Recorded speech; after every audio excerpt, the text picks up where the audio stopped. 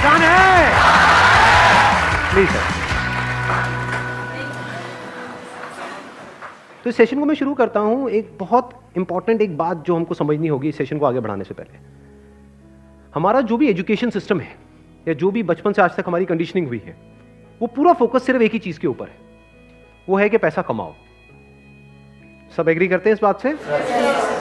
तो पैसा कमाने पे तो सबका फोकस है, लेकिन कुछ ऐसा है जो इससे बहुत इंपॉर्टेंट है, उस पर किसी का फोकस नहीं है। पैसा कमाने से भी ज्यादा जो इंपॉर्टेंट है वो है कि आपने कितना पैसा बचाया। इंपॉर्टेंट है या नहीं है लॉन्ग टर्म में? सपोजिंगली आपने 50,000 रुपए महीने का कमा तो लिया, लेकिन आपके खर्चे हैं 55,000 रुपए के, क्या करोगे? तो कितना आपने कमाया उससे ज्यादा इंपॉर्टेंट है आपने कितना बचाया। कितना बचाया इससे भी ज्यादा इंपॉर्टेंट है कि जो बचाया उसको किस तरीके से इन्वेस्ट किया। ये कितने लोग समझ पा रहे हैं इस बात को? बट ये हमको कहीं नहीं सिखाया जाता है। स्कूल्स में, कॉलेजेस में, घर पे भी इसकी इतनी बात नहीं होती है कि पैसे को इन्वेस्ट कैसे करना है, स्मार्टली कैसे इन्वेस्ट करना है।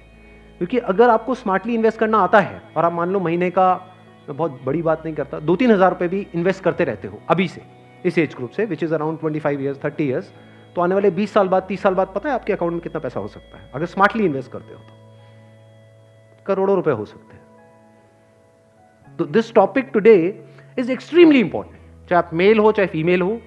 और जरूरी नहीं है ये उन्हीं लोगों के लिए है जिनकी एज ग्रुप 25 साल है, 30 साल है, 35 साल है, क्योंकि इन बातों को सीखना एक्चुअल में जरूरी है at as young of age as possible.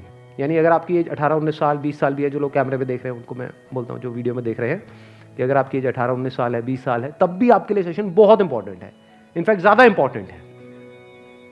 और मेरे को आइडिया कहाँ से आया ये सेशन करने का? मेरे एक फ्रेंड है, मेरी वैसे उनसे बातचीत हो रही, उन्होंने मेरे से पूछा कि यार मेरे पास में कुछ फंड पड़ा हुआ है, मुझे क्या करना चाहिए, उसको कहाँ इन्वेस्ट करना चाहिए? कुछ आइडियाज हैं आपके पास? नहीं, उन्होंने मुझसे पूछा, आप क्यों बीच में टांग अड़ा रहे हो? सीधा ही म्यूचुअल फंड। तो उन्होंने मेरे से पूछा, तो मैंने ये नहीं कहा जो इन्होंने कहा। मैंने सबसे पहले उनसे ये पूछा, मैंने कहा आपने क्या किया हुआ उस पैसे का और कितना पैसा आपने जोड़ा हुआ है? तो उन्होंने बताया मेरे अकाउंट में अराउंड 4-5 लाख रुपए पड़ा हुआ है। मैंने कहा अकाउंट में मतलब? कहते सेविंग्स अकाउंट में। And it's a huge blunder. और आप में से भी बहुत सारे लोगों के अकाउंट में पैसा पड़ा हुआ, कितने ऐसे हैं यहां पर? सेविंग अकाउंट में इंटरेस्ट कितना है पता है? 3%, 3.5%। इन्फ्लेशन कितनी है? इन्फ्लेशन पता है ना हम सबको क्या है? मान लो आज हम पेट्रोल खरीदते हैं, कितने का है पेट्रोल? कितने रुपए लीटर है? 73। ये आज से 20 साल पहले कितने का था? 20-25 रुपए का। तो 25 रुपए से बढ़ करके आज कहां हो गया है? 73 पे पहुंच गया। तो ऑलमोस्ट 3 गुना बढ़ गया है। तो अगर वो पैसा आपके सेविंग अकाउंट में पड़ा होता तो क्या वो 3 गुना बढ़ जाता? तो आप लॉस में हो। समझ गए? इन्फ्लेशन का जो रेट है अप्रॉक्सीमेटली आप कह सकते हो 6% के आसपास मान लेते हैं, वो वेरी करता रहता है। बट अगर 6% इन्फ्लेशन है और 3% आप अर्न कर रहे हो उस पैसे पे, तो आप कमा नहीं रहे हो, आप गंवा रहे हो, क्योंकि उस पैसे की वैल्यू कम होती चली जा रही है और आप खुश हो रहे हो कि मैं पैसा जोड़ रहा हूं। आप जोड़ नहीं रहे हो, आप बेवकूफी कर रहे हो। तो इस तरह की कुछ चीजें हैं जो हमको सीखनी बहुत जरूरी है। और जैसे मैंने उनको ये बात बोली तो it was a surprise for him. मैंने कहा ये पैसा सेविंग्स में क्यों पड़ा है, इसकी एफडी क्यों नहीं कराई? क्योंकि एफडी में एटलीस्ट 7% इंटरेस्ट है। कहता मैंने कभी सोचा ही नहीं ऐसे, मेरे को किसी ने बताया ही नहीं इसके बारे में, कभी सिखाया ही नहीं। और ये कोई छोटी प्रॉब्लम नहीं, बहुत बड़ी प्रॉब्लम है। मैंने कुछ कैलकुलेशंस करी, फिर उनको मैंने बताया। मैंने कहा अगर सिर्फ इतना सा स्टेप हमने उठा लिया ना, इतना सा जो कुछ भी नहीं है, कुछ घंटे का है, कि जो सेविंग में पड़ा है उसकी एफडी करानी है। एफडी भी अलग अलग ड्यूरेशन की करा दी। कुछ जो हमको पता है कि अभी इमीडिएटली काम नहीं आना है, उसकी मान लो 3 साल की करा दी। कुछ लगता है इमीडिएटली काम आना, तो 6 महीने की एफडी करा दी। अगर इतना सा भी हमने स्टेप उठा लिया तो अगले आने वाले 20 साल बाद कितने का फर्क पड़ जाएगा? Any idea? लाखों रुपए का फर्क पड़ेगा, कम से कम 20 लाख रुपए का फर्क पड़ेगा आने वाले 20 से 25 साल में। तो मैंने कहा वो जब 20-25 लाख आएंगे, अब ये करोगे तो हो ही आप, जो मैंने बताया है, तो उसमें से कुछ थोड़ा इधर भी दे देना भाई। आपने कितना पैसा कमाया उससे इंपॉर्टेंट क्या है? कितना बचाया। अब पैसे को बचाते कैसे हैं? पैसे को बचाना मतलब हम क्या समझते हैं? खर्चे कम करो, बस ये तो हमको समझ आता है कि सब्जी वाले से लड़ते रहो, रिक्शे वाला 10 रुपए नहीं भैया 8 रुपए ही दूंगी मैं, तो बचा लो 2 रुपए। इसकी मैं बात नहीं कर रहा हूं, मैं बात कर रहा हूं थोड़ी बड़ी गेम की, जहां पे हम कुछ बेवकूफ़ों वाले स्टेप्स उठाते हैं और अपना करोड़ों का नुकसान कर बैठते हैं। मैं 2-3 रुपए की, 5 रुपए की बात नहीं कर रहा हूं। जो आज देखने में हजारों लग रहे हैं वो आने वाले टाइम की करोड़ों हैं। याद रखना मेरी इस बात को। हजारों लाखों बन जाते हैं कुछ साल बाद और लाखों करोड़ों बन जाते हैं कुछ साल बाद, अगर हमने स्मार्टली इन्वेस्ट किया तो। अब बताता हूं आपको एक बहुत बड़ी गलती जो हम सब कर रहे हैं। आप में से कितनों ने इंश्योरेंस कराई हुई है? कौन सी इंश्योरेंस कराई हुई है? कितनों ने एंडोमेंट वाली कराई हुई है? कितनों को तो, एक मिनट, जिन्होंने इंश्योरेंस कराई हुई है कितनों को पता ही नहीं उन्होंने कौन सी कराई हुई है? करो, हाथ ऊपर करो। अरे वाह, वाह जी वाह। कितने हैं जिन्होंने एंडोमेंट कराई हुई है? एंडोमेंट पता है क्या होती है? कि आपने हर साल का इतना एक एक्स अमाउंट दिया, मानो 20-30 हज़ार रुपए दिया, और 10 साल बाद, 20 साल बाद आपको इतने लाख रुपए मिल जाएगा। उसको एंडोमेंट बोलते हैं। वही कराइए। हाँ, वही कराइए सर।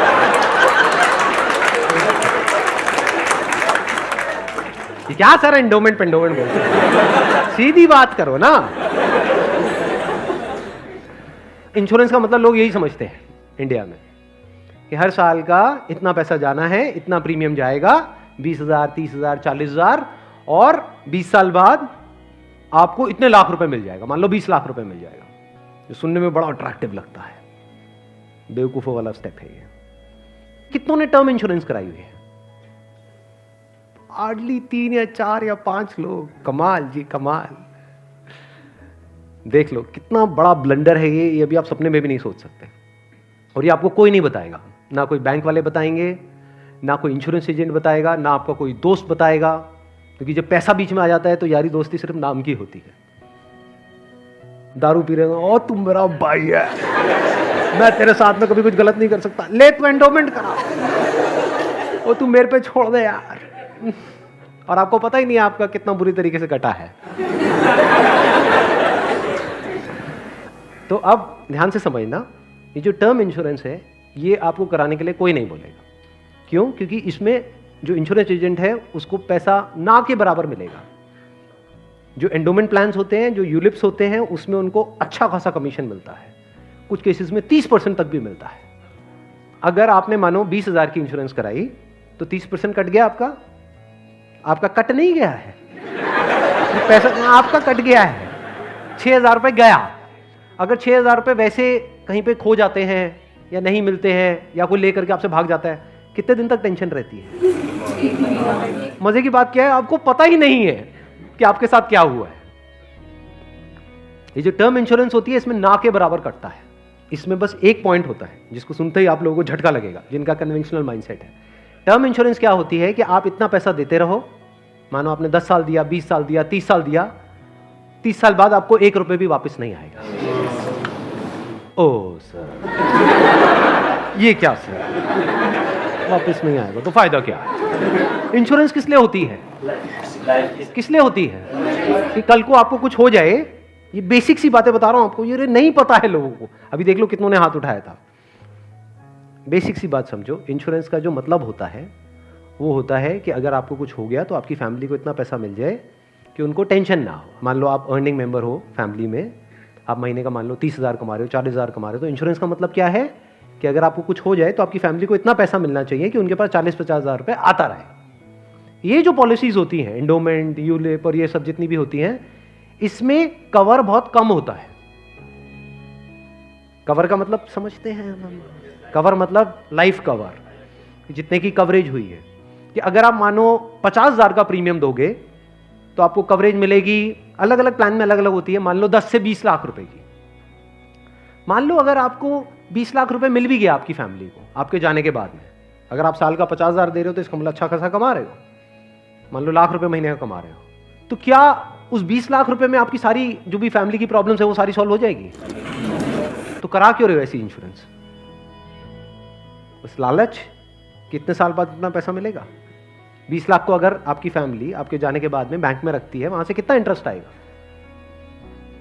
मान लो 7% भी आ जाता है, 7% कितना होता है? 1,40,000, 20 लाख पे महीने का कितना हुआ? 12,000 रुपये महीना। चलो 1 लाख भी हटा देते हैं। अगर आपकी सैलरी 50,000 थी तो क्या 12,000 रुपये महीना बहुत है आपके लिए, आपकी वाइफ के लिए, आपके बच्चों के लिए, आपके मदर फादर के लिए, सबके लिए बहुत है? बिल्कुल। तो फिर ऐसी इंश्योरेंस हम क्यों कराते हैं? क्योंकि हम इन चीजों में कभी दिमाग ही नहीं लगाते हैं। कोई और हमारे लिए दिमाग लगा रहा होता है, कोई एजेंट या फिर बैंक वाले फोर्स कर रहे होते हैं। आजकल ये नया ट्रेंड चल गया है कि आपके बैंक अकाउंट में थोड़ा सा भी पैसा पड़ा होगा तो बैंक से फोन आ जाएगा। हो रहा है ऐसा है? नहीं हो रहा है कि क्यों रखा हुआ है, ये करा लो ना, वो करा लो ना। अब वो क्या करवाने को बोलेंगे आपको, जिसमें आपका फायदा है, जिसमें उनका फायदा है। इस बेसिक सी चीज को समझ लो। तो टर्म इंश्योरेंस के लिए आपको कोई नहीं बोलने वाला। उल्टा अगर आप बोलोगे तो वो लोग मना ही करेंगे, आपको कहेंगे इसमें मिलना तो है नहीं, फायदा क्या है। अब टर्म इंश्योरेंस का फायदा समझो।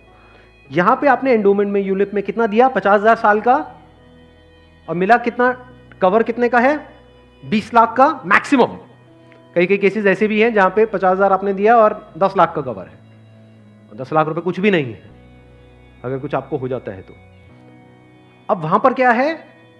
10,000 रुपए आप देते हो साल का, और कवर कितना है? 1 crore. 1 crore approximately, depends upon the as.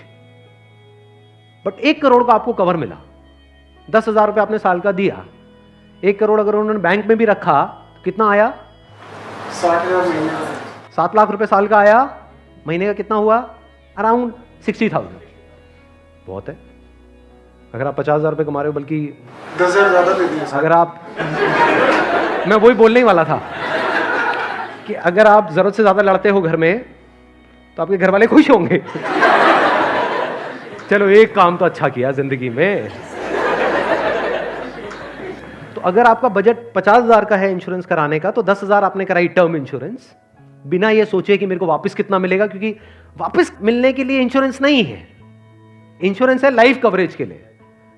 Term insurance मतलब क्या? कि आप उतना ही पैसा दे रहे हो जितने का आपको लाइफ कवर चाहिए। सिंपल। मान लो आप लाख रुपए महीने का कमा रहे हो, तो आपको कितने की पॉलिसी चाहिए? 2 करोड़। 2 करोड़ की। 2 करोड़ के लिए कितने का प्रीमियम जाएगा साल का? 20,000 रुपए। बस, इससे ऊपर 1 रुपए भी देना इलॉजिकल है। इसको बोलते हैं पैसे को बचाना। और वैसे अगर आपको 2 करोड़ की कवर चाहिए एंडोमेंट पॉलिसी में, तो कितने का प्रीमियम देना पड़ेगा साल का? 10 से 20 लाख रुपए साल का आपको प्रीमियम देना पड़ेगा। मतलब जितना कमा रहे हो उससे ज्यादा देना पड़ेगा। समझ गए क्या हो रहा है? जो कमा रहे हो वो सारा इंश्योरेंस में ही जाएगा, तब जाकर के एक ढंग का कवर मिलेगा आपको। जब मैंने भी अपने घर में बात करी टर्म इंश्योरेंस कराने की अपनी, तो उन्होंने सबसे पहली चीज यही पूछी, मेरे जो फादर है, कि ठीक है ये तो समझ आता है कि इतना पैसा जा रहा है, 20 साल बाद कितना मिलेगा? मैं कुछ नहीं मिलेगा। मैं कहा हाँ अगर कुछ हो गया तो मिलेगा। कहता अरे नहीं नहीं बेटा ये क्या बात कर। मैं कहा इसीलिए होती है इंश्योरेंस पॉलिसी। मिलेगा। इस तरह से आप ज्यादा से ज्यादा कवर ले सकते हैं। Health insurance sir? Health insurance is must. आज के टाइम में बहुत जरूरी है। नहीं तो होगा क्या? आपने पैसा बचाया, मान लो बहुत एफर्ट किया, बहुत मेहनत करी, पता नहीं क्या क्या करा, और एक एक्स अमाउंट आपने बचा भी लिया। 10 साल 20 साल काम करके मान लो 10-20 लाख रुपए आपने बचा लिया, किसी तरीके से सेव कर लिया, और अगर कोई बीमारी हो गई तो कितनी देर लगेगी उस पैसे को खत्म होने में? हफ्ता, 10 दिन, 15 दिन। कितने लोग प्रैक्टिकली मेरी इस बात से रिलेट कर पा रहे हैं? सब कर पा रहे हैं। और कितनों ने हेल्थ इंश्योरेंस कराई हुई है? रिलेट सारे कर पा रहे हैं, लेकिन हार्डली आधे लोग ऐसे हैं जिन्होंने एक्चुअल में अपनी हेल्थ इंश्योरेंस कराई हुई है। और हेल्थ इंश्योरेंस भी मुझे लग रहा है ज्यादातर ने तो नाम के लिए करा रखी होगी। कितना कवर है? क्योंकि अगर आप कवर ज्यादा भी लेते हो तो प्रीमियम आपको बहुत ज्यादा नहीं देना पड़ता है, मार्जिनली एक्स्ट्रा होता है। उसमें आपकी पूरी फैमिली कवर हो जाती है। मतलब आप, आपकी वाइफ, आपके बच्चे सारे कवर हो जाते हैं। इसको आप हेल्थ इंश्योरेंस कहो, मेडिकल इंश्योरेंस कहो, मस्ट है ये होनी ही चाहिए। ज्यादातर ऐसे केसेस में क्या होता है, जिन्होंने कोई हेल्थ इंश्योरेंस अपनी नहीं कराई होती है, क्योंकि अब छोड़ तो सकते नहीं उस पर्सन को जो हमारे साथ में है, या खुद अगर कुछ हो गया तो अब अपने आप को ये तो नहीं कह सकते कि हाँ मरते हैं। तो ऐसे में क्या होता है, एक तो सेविंग्स आपकी खत्म होती है बड़ी तेजी से, दूसरा क्या खत्म होता है, और क्या होता है? लोन लेना पड़ेगा, उधार लेना पड़ेगा। उस उधार को चुकाने का मतलब क्या है? कि आप कभी जिंदगी में दोबारा सेव कर ही नहीं सकते। समझ रहे हो ये प्रॉब्लम कितनी बड़ी है और कितनी कॉम्प्लिकेटेड है ये? कि मतलब जिंदगी में कभी आप पैसा जोड़ ही नहीं पाओगे, क्योंकि जो कमाओगे अब वो सारा उधार चुकाने में लगता रहेगा। या तो आप लोन लोगे बैंक से, या अपने किसी दोस्तों से, यहां से वहां से, जिससे भी लोगे। अगर नहीं दोगे उनको वापस तो दोस्ती खराब करोगे। और एक और जब बात यहां तक आई है तो एक और चीज, एक और गलती हम करते हैं, we want to make quick money. उससे हमेशा बच करके रहो। जहाँ भी क्विक मनी की बात हो रही हो, भैया इतना पैसा लगा दो, इतने टाइम में इतना पैसा मिल जाएगा, ये हो जाएगा वो हो जाएगा, वहाँ से भाग जाओ, उल्टे हो जाओ और भाग जाओ वहाँ से, रुकना मत गलती से भी। ऐसी बहुत सारी स्कीम्स चल रही हैं मार्केट में, अनलिमिटेड, और करोड़ों लोगों ने अपने पैसे गंवाए हैं इन चक्करों में। अब आते हैं एक दूसरे एस्पेक्ट पे कि चलो हमने स्मार्टली पैसे को जोड़ा। कब जोड़ा? जब फालतू की जगह पे हमने पैसे को ब्लॉक नहीं किया। जैसे अगर आपने कोई एंडोमेंट प्लान ले लिया इंश्योरेंस का, जहां पे आपका साल का 50,000 रुपये जा रहा है, तो 50,000 रुपये तो आपका ब्लॉक हो गया अगले 20 साल के लिए। समझ गए ना? तो हमने वहां पे स्मार्टली प्ले किया, टर्म इंश्योरेंस कराई, वहां से पैसा बचाया। तो अभी जो पैसा बचा, इसका हम क्या करें? क्या सेविंग अकाउंट्स में पड़ा रहने दें? No use. वो आपका पैसा बढ़ नहीं रहा है, एक्चुअल में कम हो रहा है। वहां पे जो आपके पैसे पड़े हुए हैं वो 10 साल बाद और कम हो जाएगी उसकी वैल्यू। तो करना क्या चाहिए? इतना पैसा जितना आपको लगता है कि यार मेरे को इमीडिएटली जरूरत पड़ सकती है, वो कितना है? जितना आपके महीने के खर्चे हैं, इंटू 6 कर दो। वो पैसा है जो आपको कभी भी जरूरत पड़ सकती है। तो उस पैसे की आपने एक 6 महीने की एफडी करा दी। और एक बहुत अच्छा ऑप्शन अवेलेबल है हमारे पास में, वो है म्यूचुअल फंड्स। म्यूचुअल फंड्स पता है सबको क्या है? कितनों ने ऑलरेडी इन्वेस्ट किया हुआ है म्यूचुअल फंड्स में? बहुत कम लोगों ने। क्यों नहीं किया हमने इन्वेस्ट? पता ही नहीं सर। नंबर 1 करेक्ट इंफॉर्मेशन नहीं है। नंबर 2 हम डरते हैं, हमें लगता है म्यूचुअल फंड भी कोई स्कीम है कि पैसा इकट्ठा किया और कल को अगर भाग गए या बंद हो गया तो पता नहीं क्या होगा। ये पैसा आपका 100% सेफ है, because it is regulated by SEBI. तो यहां पे डरने की जरूरत नहीं है कि मेरा पैसा चला जाएगा, बस हमको यहां पे स्मार्टली प्ले करना पड़ेगा। So what we need to do is, एक तो आपने अपने 6 महीने का जो अपना कॉर्पस है उसको अलग कर दिया, यानी जो पैसा आपको चाहिएगा उसकी आपने एफडी करा दी, इंश्योरेंस वगैरह को प्लान कर लिया अच्छे से। फिर जो पैसा आपका बचा उसमें आप इन्वेस्ट कर सकते हो through SIP, systematic investment plan. It is an excellent option. Never try to get into stocks directly अगर आपको बहुत ही डीप नॉलेज नहीं है शेयर मार्केट की तो। हाँ, you are qualified in that और आपका काम ही वही है, तब तो ठीक है। बट किसी की सलाह सुनी कि यार, या कोई कहानियां सुनी कि ये शेयर पहले इतने का था अब इतने का हो गया, सुनी होंगी ऐसी कहानियां। Never invest in stocks directly, क्योंकि कुछ नहीं पता कि वो कंपनी का क्या होने वाला है। हो सकता है आपका 100 रुपये आपने पूरा जो भी आपने जोड़ा या 1 लाख रुपए आपने जोड़ा और किसी के एडवाइस पे आपने उठा करके लगा दिया, वो 1 लाख रुपए 10,000 भी रह सकता है कुछ टाइम के अंदर, पता भी नहीं लगेगा। कहते हैं ना, never put all your eggs in the same basket, in one basket. तो अब करें क्या? क्योंकि अब प्रॉब्लम क्या है, इन्फ्लेशन अगर है 6% का और एफडी में आपको मिल रहा है 7%, तो अल्टीमेटली आप कितना कमा रहे हो? 1%। 1% से क्या होगा? करोड़पति बन जाओगे? इम्पॉसिबल। तो आप क्या कर सकते हो, अपना आधा पैसा सेफ जगह पर रखो। सेफ जगह क्या है? एफडी हो गया। एफडी में भी एक और चीज है जो बहुत लोगों को नहीं पता है। वो क्या है कि ऐसे, एक तो है बैंक में आप एफडी कराते हो, एक है कुछ कंपनीज है जो क्रिसिल से या इकरा से, ऐसे ये कुछ ऑर्गेनाइजेशंस हैं, वहां से AAA रेटेड है। AAA रेटेड का मतलब होता है highly secure, as secure as a bank. वहां पर अगर आप एफडी कराते हो तो आपको 9% तक का इंटरेस्ट मिल जाता है। ये जो सुनने में लगता है ना 7% और 9%, ये अभी छोटा लगता है, लेकिन आने वाले 20 साल बाद इसकी कितनी बड़ी अमाउंट होती है अगर आप कंपाउंडिंग को बीच में ले आओ, that you can't even think in the wildest of your dreams. Compounding कितने लोगों को पता है? बहुत कम को। देखो, कंपाउंडिंग मतलब होता है जो हमको इंटरेस्ट मिलता है हमारे पैसे पे, जहां भी हम इन्वेस्ट करते हैं उस इंटरेस्ट पे भी तो इंटरेस्ट मिलता है ना। मान लो आपने 100 रुपए इन्वेस्ट किया, 1 साल बाद 20% की रिटर्न आई, तो अगले साल 120 पे 20% मिलेगा। कितना हो गया? 144। उसके अगले साल 144 पे 20% मिलेगा, 100 पे नहीं मिलेगा। और जब इसको आप इस तरीके से देखते चले जाओगे तो ये फिगर देखने में छोटी लगेगी, शुरू छोटे से होएगी, शुरू होएगी 2-3 हजार 5 हजार से, ये करोड़ों में पहुंचने में देर नहीं लगेगी।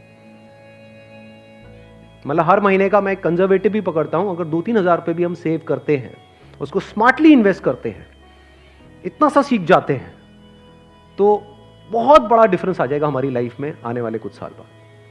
Huge difference. तो आपको दिमाग ये लगाना है कि लॉन्ग टर्म में बेस्ट पॉसिबल ऑप्शंस क्या क्या अवेलेबल है। जैसे आप में से कितने हैं जो मैरिड हैं और जिनकी कोई डॉटर है?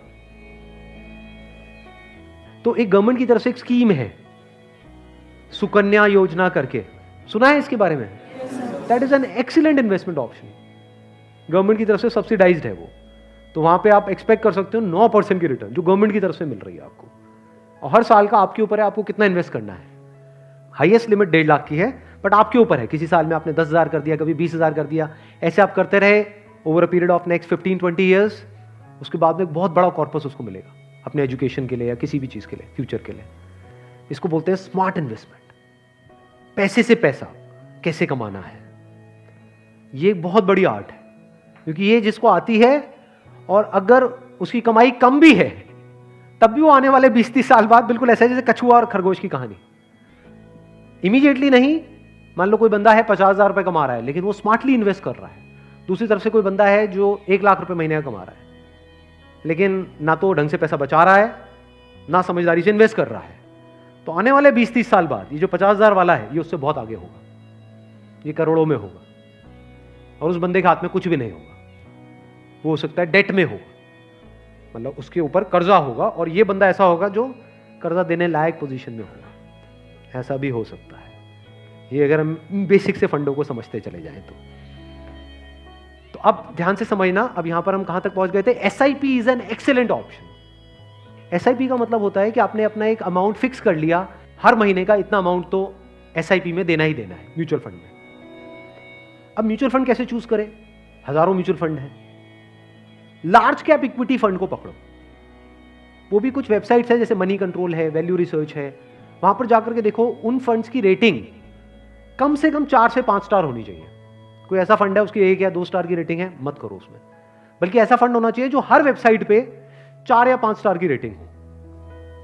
अब आपने क्या किया कि हर महीने का अपना एक अमाउंट फिक्स कर लिया, दैट कुड बी एनीथिंग, 1,000 रुपए, 2,000 रुपए, 3,000 रुपए, 4,000, 5,000, what ever that amount is. SIP के थ्रू ऑटोमेटिकली इतना अमाउंट आपके अकाउंट से डेबिट होता चला जाएगा over a period of next 10 years, 20 years, 30 years. अभी स्मार्ट इन्वेस्टमेंट क्यों है? एक तरफ से मैं इंश्योरेंस के लिए मना कर रहा था, इसके लिए स्मार्ट क्यों है? क्योंकि यहां पे आपका पैसा नहीं कट रहा है, जो पैसा आप लगा रहे हो पूरा का पूरा इन्वेस्ट हो रहा है। इसमें भी 2 ऑप्शन है, एक आप ब्रोकर के थ्रू जा सकते हो, एक है डायरेक्ट जा सकते हो। तो वहां पे आपका 1% और बच जाएगा। मान लो टोटल 1.5% कटना था हर साल का, अब कितना कटेगा? सिर्फ आधा %। अभी 1% सुनने में छोटा लगता है, but over a period of 20-30 years ये लाखों रुपए का होता है। मतलब डिसीजन लेने में कुछ मिनट्स लगते हैं इन बातों को समझने में, लेकिन आने वाले टाइम में यही फर्क होगा कि आपके अकाउंट में लाखों है, करोड़ों है, क्या है। अच्छा, म्यूचुअल फंड क्यों और स्टॉक्स क्यों नहीं? क्योंकि स्टॉक्स में आप 1 या 2 या 4 में इन्वेस्ट कर रहे हो, म्यूचुअल फंड जो है वो डिवाइड कर देते हैं। वो मान लो 50 में उन्होंने इन्वेस्ट कर दिया, तो अब अगर उसमें से एक कंपनी बंद भी हो गई तब भी प्रोपोर्शनेटली जो आपने इन्वेस्टमेंट करी है उसमें उसका परसेंटेज क्या था? मान लो 2%, तो आपको 100 रुपए 98 रह गया, बस इतना ही हुआ। अब मार्केट में सबसे बड़ा डर लोगों को यह होता है जो म्यूचुअल फंड में नहीं इन्वेस्ट करते हैं कि कल को नीचे आ गया तो क्या होगा, क्योंकि नीचे आने की कोई लिमिट नहीं है। एफडी में यह है कि नीचे नहीं आएगा, इंटरेस्ट कम हो सकता है, नीचे नहीं आएगा। तो म्यूचुअल फंड में लोग नीचे आने के नाम से डरते हैं, ऊपर जाने में कोई डर नहीं है। अगर गारंटी मिल जाए कि भैया साल का इतना % तो आना ही आना है और आता ही रहेगा जिंदगी भर, तो कोई डर ही नहीं है, फिर तो सारे लगा देंगे। बट कोई गारंटी नहीं है ना, और नीचे भी जा सकता है। तो अगर कुछ ऐसा हो जाए कि अगर म्यूचुअल फंड नीचे भी जाए तब भी आपका फायदा हो जाए, तो प्रॉब्लम सॉल्व हो गई ना। ये मेरी अपनी स्ट्रैटेजी है, ये कोई किसी बुक में नहीं है या कोई थ्योरी नहीं है, ये मेरी अपनी स्ट्रैटेजी है, वो मैं आप लोगों के साथ में शेयर कर रहा हूं। आपको क्या करना है? मोटा मोटा स्टॉक मार्केट को ट्रैक करना है, हफ्ते में एक दिन देख लो कि अभी कितने पे चल रहा है। मान लो एक पीक है, पीक अभी मान लो 40,000 है, अभी मार्केट चल रहा है अराउंड कितना? 37 के अराउंड चल रहा है। तो मेरी स्ट्रैटेजी क्या है? जैसे ही मार्केट 20% से नीचे गिर जाए, कि मार्केट की ये पीक है, मान लो 40,000 है, अब मार्केट 30,000 पे आ गया है, तो आपने क्या किया? पहले इन्वेस्ट किया हुआ था एसआईपी में लार्ज कैप्स में, आप इमीडिएटली जैसे ही मार्केट 30 पे आई आप स्विच कर गए मिड कैप में, not even in small cap, mid cap. अब ऐसा क्यों किया? क्योंकि जब मार्केट 20% टूटेगा, सेंसेक्स का मतलब लार्ज कैप्स जो बड़ी कंपनीज हैं, जब मार्केट 20% टूटेगा यानी बड़ी कंपनीज के जो शेयर्स हैं वो 20% से टूटेंगे, तो जो छोटी कंपनीज हैं उनके शेयर्स 50 से 60%, 70% तक टूट जाएंगे। तो जब वो 60% टूटा तो 100 की चीज आपको कितने में मिल गई? 50 में या 40 में। तो जब मार्केट नीचे भी गया तो आपका फायदा हो रहा है। ये स्ट्रैटेजी समझ आ गई? वापस से जैसे ही मार्केट जो भी लास्ट उसकी पीक थी, मान लो 40,000, उससे 20% ऊपर गया तो मिड कैप से आप स्विच कर गए वापस से लार्ज कैप में। ये स्ट्रैटेजी जो है ये मैंने सीखी है वॉरेन बफे से। उनका जो बेसिक सा फंडा है, मतलब अगर एक लाइन के अंदर बोला जाए, वो क्या है कि जब मार्केट बहुत ज्यादा ग्रीडी हो तो डरो, और जब मार्केट डरा हुआ है तो ग्रीडी हो जाओ। बेसिक सा फंडा है। मतलब जब सब डरे हुए हैं तो थोड़े से लालची हो जाओ, और जब सब लालची हो रहे हैं, मतलब मार्केट ऊपर भाग रहा है, तो डरने लग जाओ। तो लार्ज कैप में डर कम है, मिड कैप में डर ज्यादा है। तो जैसे ही मार्केट नीचे जाएगा मिड कैप को सब छोड़ देंगे, उस वक्त आप उसको पकड़ लोगे। तो अब चाहे मार्केट ऊपर उठे तब भी आपका फायदा है, नीचे गिरे तब भी आपका फायदा है। आप वेट कर रहे हो, मैं आज एक्चुअल में वेट कर रहा हूं। लोग हैं डरते हैं, जो म्यूचुअल फंड में इन्वेस्ट करते हैं, स्टॉक्स में इन्वेस्ट करते हैं, लोग डरते हैं कि मार्केट नीचे ना आ जाए, मार्केट ऊपर। मैं वेट कर रहा हूं, जाए तो सही नीचे। समझ गए? क्योंकि लार्ज कैप टूटेगा 20% तो मिड कैप टूट जाएगा 60%। तो मेरा 100 रुपए लगा हुआ था तो 80 रह जाएगा, उस 80 को उठा करके मैं मिड कैप में डाल दूंगा, फिर आराम से बैठ जाऊंगा कुछ सालों के लिए। जैसे ही मार्केट ऊपर जाएगा, मतलब लोग लालच से तड़प रहे हैं, तब जैसे ही 20% ऊपर गया, मान लो 48,000 पे गया, मिड कैप से हट करके मैं आ जाऊंगा लार्ज कैप में, वापस से सेफ हो गया। अब जो नया पीक बन गया वो क्या बन गया? 48,000। आज की रेट में क्या है? 40,000। अब 48,000 पे 2020 चलेगा। आ गया गेम समझ में? तो यहां से आप पीसफुल हो, नहीं तो लोग डरे ही रहते हैं। म्यूचुअल फंड के नाम से डरते हैं। क्यों डरते हैं? अरे कम हो रहा है, कम हो रहा है, कम हो रहा है। कम हो रहा है तो बढ़िया है, तब भी आपका फायदा है, और बढ़ रहा है तो फायदा है ही है।